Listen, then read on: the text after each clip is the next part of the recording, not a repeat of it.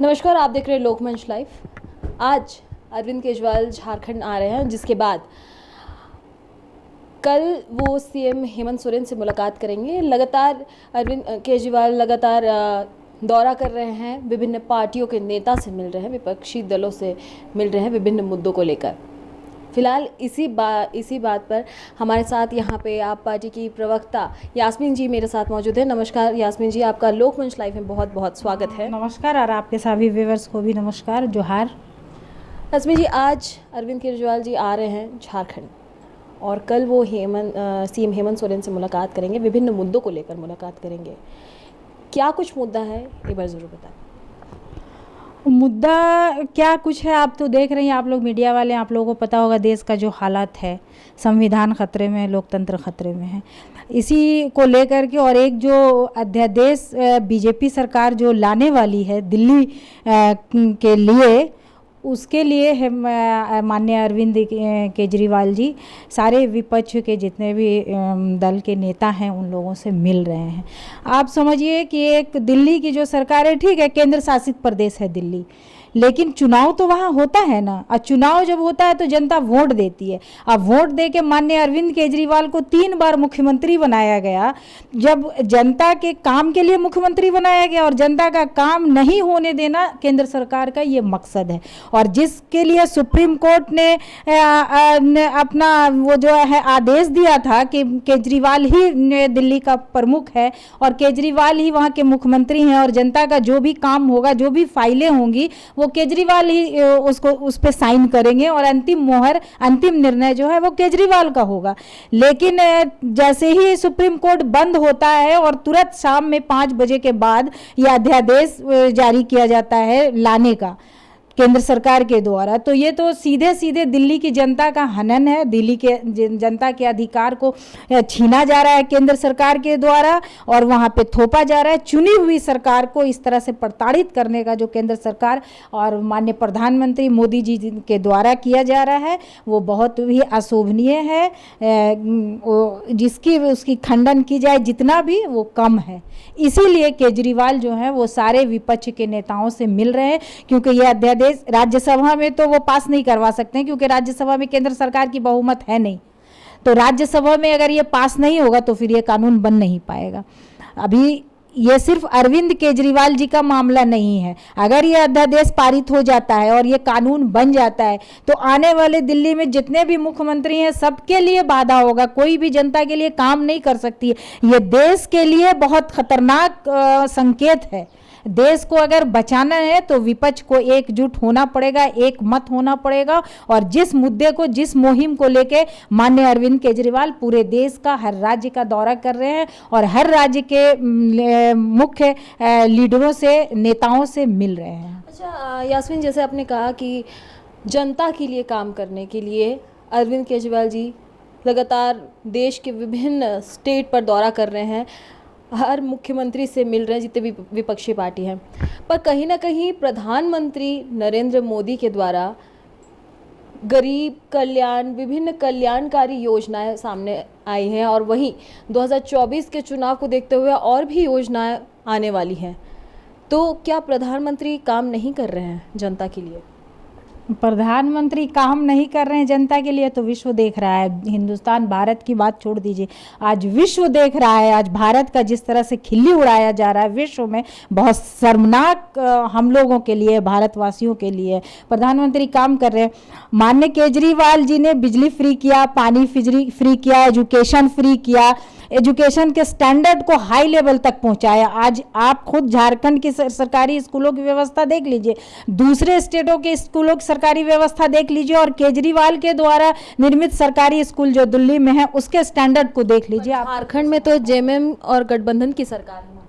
हाँ, झारखंड में कांग्रेस और गठबंधन की, जेएमएम की सरकार है। आरजेडी भी मिली हुई है इसमें, एक सीट तो उनका भी है। ये तीनों की सरकार है। तो आज जैसे कि आप भारतीय जनता पार्टी पर आप सीधा वार कर रही हैं कि वो काम नहीं कर रहे, तो यहाँ तो जेएमएम की सरकार है और कहीं ना कहीं आज अरविंद केजरीवाल जी हेमंत सोरेन से ही मिलने आ रहे, तो क्या यहाँ पे हेमंत सरकार भी काम नहीं कर रही है?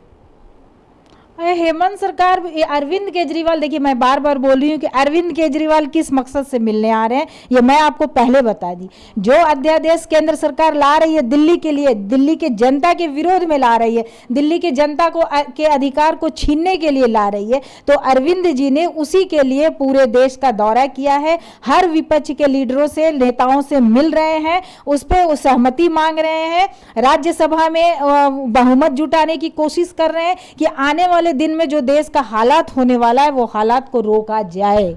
और दूसरी बात आपने जो कहा कि जेएमएम और कांग्रेस और आरजेडी की सरकार झारखंड में क्या कर रही है, ये तो खुला हुआ, आप लोग सब देख रहे हैं कि क्या कर रही है।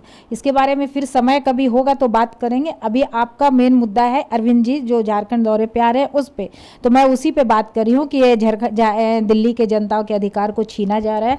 जिस तरह से अरविंद केजरीवाल ने, आपने कहा कि मोदी सरकार बहुत सारे चीज़ जनताओं को फ्री दे रही है, यही काम अरविंद केजरीवाल करते हैं तो उनको क्या बोला जाता है, रेवड़ी बांटना। और केंद्र सरकार जो 5 किलो अनाज दे रही है, अपना फोटो लगा करके, प्रधानमंत्री का फोटो होता है, जिस राज्य में बांटा जाता है उस राज्य के मुख्यमंत्री का फोटो होता है, वो क्या है, वो क्या है आप बताइए। 80 करोड़ जनता दान पे, इनके खैरात पे पल रही है। ये कितना करोड़ नौकरी देने का वादा किए थे माननीय केजरीवाल, अरविंद के जी, सॉरी माननीय प्रधानमंत्री जी, कितना नौकरी दिए, कितनी को रोजगार मिला। आज तो ये कहते हैं कि पकौड़ा तलो तो मुर्गी पालन करो। अभी कल इनके यूपी के उप मुख्यमंत्री जो है वो कह रहे थे सब्जी बेचो। बताइए, माँ बाप अपने बाल बच्चों को पढ़ाता है इसी दिन के लिए कि मेरा बच्चा आईएएस आईपीएस की तैयारी करे, डॉक्टर बने, इंजीनियर बने, मतलब एक अच्छे सरकारी पोस्ट में जाए, ना कि पकौड़ा तलने के लिए। खून पसीने की कमाई को एक एक रुपया को जुगा करके बच्चों के लिए की शिक्षा के लिए जो माँ बाप खर्च करते हैं, जिनका सपना होता है पकौड़े तलने के लिए होता है, तो कहाँ जा रहा है देश। ये देश सिर्फ हिंदू और मुसलमान करने से नहीं चलेगा। 145 करोड़ जनता जाग चुकी है और सब आरएसएस और बीजेपी के कारनामों का खुला चिट्ठा जो है वो जनता के सामने आ गया है। उनकी मनसा, उनकी गंदी सोच जनता समझ चुकी है। आपने देख लिया कर्नाटक में क्या हुआ, आने वाले मध्य प्रदेश में चुनाव है, छत्तीसगढ़ में चुनाव है, हरियाणा में चुनाव है, आप देख लीजिएगा क्या होने जा रहा है। और अभी भी कितने राज्यों में इनकी सरकार है, और जहां भी इनकी सरकार है आधे से ज्यादा राज्यों में तो ये तो तोड़ के, खरीद के, अपने षड्यंत्र, गंदे षड्यंत्र के द्वारा सरकार बनाते हैं। ये तो बहुमत में सरकार है नहीं मोदी की, लेकिन उसके बाद भी ये दर्शाते हैं कि हम बहुमत में। अभी देख लीजिए 28 तारीख को क्या हुआ, देश में काला दिवस हुआ। ये शहीदों के देश का अपमान हुआ या नहीं हुआ। ये जो माननीय द्रौपदी मुर्मू जी को जो राष्ट्रपति बनाए थे, क्या बोला गया था कि हम ही हैं, सीना ठोक करके मोदी जी बोलते थे और इनके जितने विधायक और सांसद है वो बोलते थे कि हम ही हैं जो एक आदिवासी महिला को राष्ट्रपति बना रहे हैं। और तो मैं पूछना चाहती हूँ कि आप ही हैं जो उनके सम्मान का हनन कर रहे हैं, उनको सम्मान नहीं दे रहे हैं। आप आदिवासी और दलित का मजाक बना रहे हैं और शोषण कर रहे हैं। इस मामले पर विपक्ष पार्टी का साफ तौर पर यह कहना था कि जब भवन का निर्माण किया जा रहा था तब मोदी भवन कहा जा रहा था, पर जब उद्घाटन का समय आया, जब प्रधानमंत्री नरेंद्र मोदी को उद्घाटन करने दिया गया, तो तब सारी पार्टियां, जितनी विपक्षी पार्टी हैं, वो सवाल खड़ा करने लगी। तो सवाल करना विपक्षी पार्टियों का अधिकार है और जायज़। पहले मोदी भवन कर रहे थे, फिर अचानक से विपक्षी पार्टी सवाल खड़ा करने लगी, तो ऐसा क्यों? तो वही पूछ रही हूँ कि मोदी भवन तो ये था नहीं ना मैडम, ये तो सांसद भवन का उद्घाटन था ना। ये तो 145 करोड़ जनता का प्रतिनिधि वहां बैठता है। वहां मोदी जी का सिर्फ सांसद नहीं बैठेंगे ना वहां, या सिर्फ माननीय प्रधानमंत्री बैठेंगे वहां, माननीय गृह मंत्री बैठेंगे वहां 145 करोड़ जनता का प्रतिनिधि जो सांसद चुन के जाता है वो बैठेगा। वो हर धर्म का होता है, वो हर प्रांत का होता है, वो हर जात का होता है, वो हर समुदाय से होता है। तो फिर मोदी जी इस तरह का ड्रामा क्यों कर रहे हैं? मोदी जी का वो घर है, मोदी जी का गृह प्रवेश नहीं ना था जो मोदी जी खुद से सारा काम करेंगे। और राजतंत्र, लोकतंत्र और राजतंत्र में अंतर होता है। 47 के बाद तो राजतंत्र खत्म हो गया ना, फिर ये राजतंत्र का क्या मुकुट भी पहन लेते मोदी जी। मतलब उपराष्ट्रपति को नहीं बुलाया गया, राष्ट्रपति को नहीं बुलाया गया, ये अपमान नहीं है तो और क्या है। जब वो शिलान्यास हो रहा था तो दलित आपके राष्ट्रपति थे माननीय रामनाथ कोविंद जी, उनको नहीं बुलाया गया। तो आप कहाँ है, आप तो खुली आंखों से देख लीजिए, जनता देख रही है। हिंदू मुसलमान का कार्ड अब नहीं चलने वाला है देश में, और ये सर पटक के बीजेपी और आरएसएस मर जाएगी। मैं डंके की चोट पे कहती हूँ कि मैं भारतीय नारी हूँ, और इसलिए नारी का अपमान हुआ है इस देश में। आप देख लीजिए 1 महीने से रेसलर बैठे हुए किस तरह से 2022 के 15 अगस्त को लाल किले से ये झंडा फहराते हैं और कहते हैं महिलाओं का सम्मान, और बिल्किस बानो का अपमान होता है, बलात्कारियों को रिहा किया जाता है, उन्हें बोला जाता है संस्कारी बलात्कारी। आप बताइए बलात्कारी भी संस्कारी होने लगे कब से? हमारा देश एक सांस्कृतिक देश है, हम एक तहजीब वाले देश रहते हैं, पूरा विश्व हमसे सीखता है, और आज पूरा विश्व हम पे हंस रहा है। ये कितने अफसोस की बात है। मेरी बात पूरी नहीं हुई। रेसलर बैठे थे 1 महीना से, ये सांसद के मंदिर का उद्घाटन कर रहे हैं, और गोल्ड मेडलिस्ट महिलाओं पर, रेसलर पे, जो हिंदुस्तान की आन और बान और शान है, तिरंगे का को विश्व में ऊंचा मुकाम दिलवाया है, उन लोगों को लाठी और डंडा से पिटवा रहे थे। वाह मोदी जी, कमाल का बात करते हैं। क्या जनता इतनी गूंगी बहरी और अंधी हो गई है कि आपके कारनामों को नहीं देख रही है? क्या हाल किया है उन महिलाओं का, उन बच्चियों का, जिसको जब गोल्ड मेडल लेके आए थे तो मोदी जी कहते थे कि हमारी बेटी है। तो कैसे बाप है आपकी बेटी का चीरहरण हो रहा है, इज्जत पे हमला कर रहा आपका भी सांसद, और आप खामोशी से बैठे हैं, और आप उसके बाद आप वहां राजतंत्र का सपना लेक संजो करके आप संसद भवन का उद्घाटन कर रहे हैं, और इधर उन बच्चियों पर लाठी और डंडा और उनका चीरहरण हो रहा है, उन पे किस तरह का अभद्र व्यवहार हुआ है, उसको देख के पूरा देश रो रहा है। आज महिलाओं का कहाँ है, उनकी महिला सांसद कहाँ है? वित्त मंत्री सीतारमन कहाँ है? स्मृति ईरानी, शर्म नहीं आती उन लोगों को? मैम, अभी आपने एक बात कही कि देश में अब हिंदू मुस्लिम नहीं चलेगा, देश को एकजुट होना पड़ेगा। तो अभी रिसेंटली लगातार आप सुर्खियों में भी देख रहे होंगे, 2 दिन पहले की ही बात है, लव जिहाद का मामला लगातार सामने आ रहा है, और रिसेंटली अभी रांची का ही एक ऐसा मामला सामने आया है लव जिहाद का। इस पर क्या कुछ कहना चाहेंगे? लगातार जो लव जिहाद का मामला आ रहा है, ऐसे में जो लड़कियां पीड़ित हो रही हैं, इस पर क्या कुछ कहना चाहेंगे? इससे पहले मोहब्बत नहीं होता था, हिंदू मुसलमान की शादी नहीं होती थी, प्रताड़ना नहीं होता था। आज एक नया अल्फाज जोड़ दिया गया, एक नया शब्द जोड़ दिया गया, लव जिहाद। उस लव जिहाद का अर्थ क्या होता है? हिंदू और मुसलमान। अभी तो साहिल नाम का एक लड़का दिल्ली में मारा है, वो मुसलमान है? मैं पूछना चाहती हूँ, वो मुसलमान है? महिला रेसलर जो इतना प्रताड़ित हो रही है, जिनके मतलब इज्जत से खिलवाड़ किया जा रहा है, मुसलमान थी वो? उसको क्या नाम दीजिएगा आप? आरएसएस और मोदी और बीजेपी क्या नाम देना चाहती है उसको? वो तो कोई रेसलर मुसलमान नहीं है। अगर मुसलमान होता तो आज तो वो जेल के अंदर होता, या पता नहीं उसको मार दिया गया होता। ये लव जिहाद क्या है? मैं तो वही पूछना चाहती हूँ। हिंदू मुसलमान, बीजेपी के जितने सांसद विधायक हैं इनके यहाँ देख लीजिए, सारे तो मुसलमान हैं। आपका क्या नाम है, अरे इनके अल्पसंख्यक के जो मंत्री थे अब्बास नकवी, क्या है? किससे शादी की है? लव जिहाद नहीं है? हुसैन, शाहनवाज हुसैन, लव जिहाद नहीं है? अडवाणी जी की बेटी या नतनी कोई भी शादी की है मुसलमान से, लव जिहाद नहीं है? इससे अशोक सिंघल, उनकी बेटी या नतनी, इनके घर में भी कोई मुसलमान दामाद है, लव जिहाद नहीं है? तो मैम लगातार जो ऐसे मामले आ रहे हैं, जनता को वर्गलाने का काम किया, इसका जिम्मेदार बीजेपी आरएसएस है। बीजेपी और आरएसएस है। मैं कहती हूँ मुजरिम का, चाहे वो मुजरिम लव जिहाद करने वाला हो या किसी भी तरह का हो, वो मुजरिम है। मुजरिम का कोई धर्म कोई जात नहीं होता, उसे सीधे और सीधे सजा मिलनी चाहिए। और देश इनके सांसद पे तो पॉक्सो एक्ट लगा हुआ है। पॉक्सो एक्ट का क्या है? 24 घंटे के अंदर उसको जेल में होना चाहिए। वो तो संसद में उद्घाटन कर रहा है मोदी जी के साथ और हंस रहा है। ये किसका लव जिहाद है? कौन सा जिहाद कर रहा है ये? माननीय प्रधानमंत्री को बोलना चाहिए, कान में जूं ही नहीं रेंग रही है, खामोश बैठे हैं और हिंदू और मुसलमान जनता को वर्गलाते हैं। तो इसका जिम्मेदार साफ तौर पर भारतीय जनता पूरी पार्टी तरह है। से माननीय प्रधानमंत्री और आपके जाके गृह मंत्री हैं और पूरी आरएसएस की महामंडली है और बीजेपी की। अच्छा, अरविंद केजरीवाल जी एक और मुद्दे को लेकर आज मतलब कल सीएम हेमंत सोरेन से बातचीत करेंगे, वो है ईडी का मामला।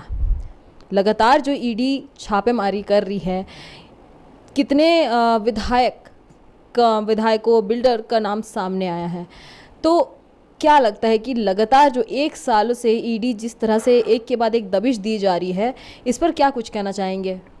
कर्नाटक में कितना करोड़ रुपए निकला था, 8 करोड़ या कितना, गिनती नहीं हो रहा था बीजेपी के विधायक का। ईडी कहाँ सोई हुई थी? ईडी सीबीआई सब तो इनके हाथों की कठपुतली है, तो वही दिखाते हैं। ये सिर्फ कहते हैं कि सत्ता पे मैं रहूंगा और कोई नहीं रहेगा, और जहां जहां चुनाव होता है वहां वहां दबिश होती है ईडी और सीबीआई की। क्यों? क्या निकला हमारे उप मुख्यमंत्री मनीष सिसोदिया के घर से? क्या निकला उनके बैंक अकाउंट से? क्या निकला उनके पैतृक गांव से? आज तक उनको बेल क्यों नहीं मिल रहा है? क्या निकला सत्येंद्र जैन जी के यहां से, स्वास्थ्य मंत्री के यहां से? आप लोग तो सारा कुछ देख रहे हैं, उसके बाद भी ईडी और सीबीआई अब कुछ नहीं है। ये सिर्फ और सिर्फ इनके हाथ की कठपुतली है, ये इनको नचा रहे हैं। लेकिन सीबीआई और ईडी को भी सोचना चाहिए कि ये भी कल को ये मोदी नहीं रहेंगे।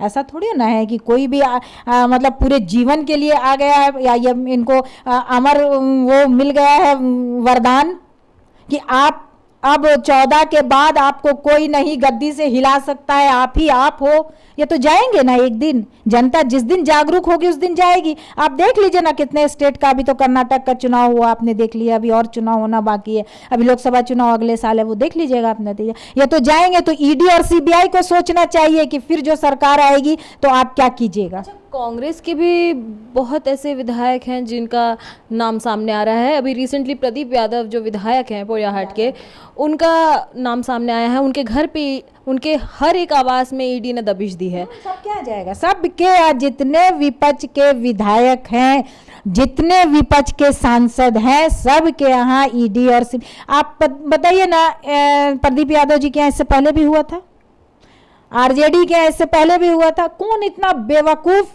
जो देश चला रहा है, जो एक राज्य को चला रहा है, एक विधानसभा को रिप्रेजेंट कर रहा है, वो इतना बेवकूफ होगा कि एक बार उसके घर में छापा पड़ चुका और वो सारा अपना काला धन को उसी घर में रखेगा? आप हमारे यहाँ ही हैं, आज आपको हमारे यहाँ से ये पेपर मिलता है, ये पेपर जाली है, आप लेके इसको चली गई, कल को फिर आप मेरे घर में आएंगी तो मैं इतनी बेवकूफ हूँ कि इस पेपर को मैं यहीं रखूंगी? तो ये क्या बताता है? आप खुद समझिए ना, आप समझदार हैं, पढ़े लिखे लोग हैं आप लोग। मीडिया चौथा स्तंभ है। मीडिया जिस दिन जागरूक हो जाएगा ना, आज तो गोदी मीडिया क्यों रवीश जी बोलते हैं, इसीलिए बोलते हैं, मीडिया जिस दिन आंख में आंख डाल के मोदी सरकार से सवाल करने लगेगी, उस दिन मोदी सरकार का पसीना छूट जाएगा। मीडिया तो सवाल करती है, तो मीडिया का जवाब मिलता है? कौन सी मीडिया सवाल करती है मोदी जी से? कौन मीडिया सवाल करती है? नेशनल मीडिया का आप नाम बताइए, कोई भी एक पत्रकार का नाम बताइए जो मोदी से सवाल करता हो। कौन मीडिया सवाल करता है? अरे यूट्यूब में आप लोग है सवाल करते हैं, सोशल मीडिया में सवाल होता है। नेशनल मीडिया जिसको कहते हैं, जो प्रजातंत्र का स्तंभ कहा जाता था किसी जमाने में, किसी समय में, वो मोदी जी से सवाल करता है। वो तो मोदी जी का बच्चा है, बापू जी का सम्मान करता है। तो अब 2024 लोकसभा चुनाव आने वाले हैं। झारखंड में अरविंद केजरीवाल जी आ रहे हैं, कुछ सोच के आ रहे होंगे, कुछ डिस्कशन ज़रूर होगा। क्या कुछ प्लानिंग है इस बार 2024 के चुनाव को लेकर?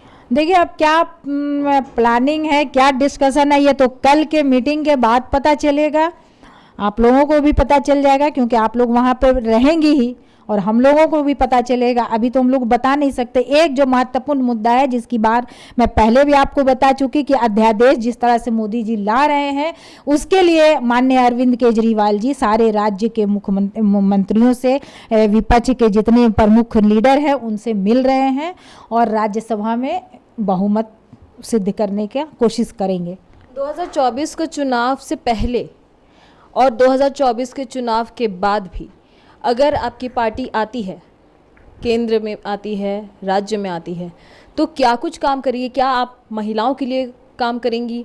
क्या अब जैसे कि जो प्रधानमंत्री आवास योजना के तहत बहुत सारे ऐसे घर हैं जहाँ पे उनको आवास अभी तक नहीं मिला है, अभी भी वो मिट्टी के घर पे रहते हैं, पानी की समस्या है, विभिन्न समस्याओं से ग्रसित लोग हैं, तो क्या आम आदमी पार्टी इन तमाम चीज़ों के लिए अब खड़ी होगी, अब सामने आएगी? आम आदमी पार्टी का वो सिद्धांत है, आम आदमी पार्टी आंदोलन से निकली हुई पार्टी है और हमने जितना कमिटमेंट किया है, 3 बार माननीय मुख्यमंत्री अरविंद केजरीवाल दिल्ली में बने हैं और वो अपनी कमिटमेंट को, अपनी घोषणा पत्र को समय से पहले पूरा कर रहे हैं। आपने देखा होगा कि सरकारी स्कूल की क्या व्यवस्था हम लोगों ने की है, हम लोगों ने स्वास्थ्य का क्या व्यवस्था किया है माननीय अरविंद केजरीवाल के नेतृत्व में, हम लोगों ने पानी और बिजली की क्या व्यवस्था की है। सबसे महत्वपूर्ण चीज़ है जो महिलाओं को बस में फ्री आना जाना।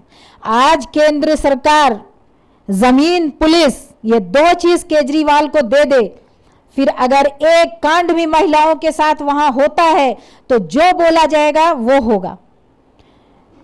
केंद्र सरकार के हाथ में पुलिस है ना, आए दिन महिलाओं का अपमान हो रहा है। मैं तो बता रही हूँ, ये महिला विरोधी सरकार है, ये धर्म और जात की लड़ाई लगाने वाली सरकार है, ये विकास के नाम पे सिर्फ और सिर्फ घोटाला करने वाली सरकार है और कुछ काम नहीं। आप देख लीजिए ना, विकास 9 साल तो मोदी जी का हो गया, क्या किए हैं ये। दूसरा सबसे महत्वपूर्ण बात आपने कहा है कि प्रधानमंत्री आवास, मध्य प्रदेश में किसकी सरकार है? तोड़ जोड़ करके जैसे भी ये बनाए हैं सरकार, बीजेपी की सरकार है ना। मध्य प्रदेश का रिपोर्ट आप उठा के देख लीजिए, कितने को प्रधानमंत्री आवास मिला है। आज भी गरीब जो लोग हैं वो रो रहे हैं, उनके रहने के लिए छत नहीं है, उनके पांव के नीचे जमीन नहीं है। प्रधानमंत्री आवास योजना का क्या हाल है? शौचालय का इतना डंका पिटा रहा था कि इतना लाख शौचालय बन गया। आज भी जाके आप गांव में देख लीजिए, आज भी महिलाएं, पुरुष जो भी है वो मैदान में जाने के लिए मजबूर है। शौचालय में तो आपका जा करके वो दुकान खोल खोल करके बैठे हुए हैं लोग। मैम, इस बीच आपसे एक सवाल पूछना चाहूँगी मैं। जैसे कि आपने कहा कि अरविंद केजरीवाल जी दिल्ली के सीएम हैं और रिसेंटली अभी जो मर्डर केस हुआ, लगातार ऐसे बहुत सारे केसेस आ रहे हैं, तो इसका जिम्मेदार कौन है? क्या अरविंद केजरीवाल जी नहीं है? नहीं, पुलिस नहीं है हमारे पास। अरविंद केजरीवाल जी के पास पुलिस नहीं है, जमीन नहीं है, ये होम मिनिस्टर के अंदर आता है। जवाबदेही तो गृह मंत्री की है। हर तरह का जितना भी कर्मकांड हो रहा है, जितना भी बुराई हो रहा है इस देश में, उसकी जिम्मेदार बीजेपी है और होम मिनिस्टर है। मैं तो बार बार आपसे बोल रही हूँ कि 1 महीना तक रेसलर बैठे हैं, कान में जू नहीं रहेगा इन लोगों के। कितना दूर था जंतर मंतर, प्रधानमंत्री का आवास, प्रधानमंत्री का कार्यालय जंतर मंतर से कितनी दूरी पे था। क्या हुआ? बेटी बोलते थे, गंगा में वो लोग मेडल बहा रही थी, अभी 5 दिन का समय दिया गया।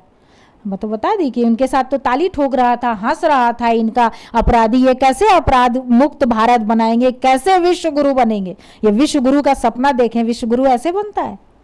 जिस देश में हिंदू मुसलमान होगा, जिस देश में दलित आदिवासी होगा, जिस देश में महिलाएं सुरक्षित नहीं होंगी, जिस देश में एजुकेशन नहीं होगा, जिस देश में स्वास्थ्य नहीं होगा, वो देश विश्व गुरु बनेगा? शर्म आनी चाहिए मोदी जी को और इस्तीफा देना चाहिए केंद्र मंत्री और प्रधानमंत्री दोनों को। मैम, मेरा आखिरी सवाल, 2024 के चुनाव को लेकर क्या कुछ कहना चाहेंगे? 2024 का चुनाव बहुत सारे मुद्दों पे लड़ा जाएगा और आपने देख लिया कि कर्नाटक में इन्हें हनुमान जी को भी ले आए। ये तो किसी को नहीं छोड़े, ये तो राम जी को नहीं छोड़े। राम जी के तो ये भक्त है नहीं, राम जी का, इनको तो सिर्फ भगवानों का ढोंग करना है, भगवानों का लेबल लगाना है। भगवान का तो ये खिल्ली उड़ा रहे हैं, भगवान को तो ये जानते नहीं है, मानते नहीं है।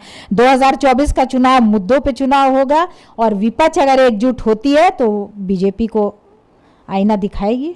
बाकी जनता को जागरूक करने का हम लोगों का काम है, हम लोग जनता को जागरूक कर रहे हैं और उम्मीद है, पूरी आशा है कि जनता जागेगी और इस बार जो चुनाव होगा वो मुद्दों पे होगा, देश के विकास पे होगा, देश को विश्व गुरु बनाने के मार्ग पे को प्रस्त करने के लिए होगा।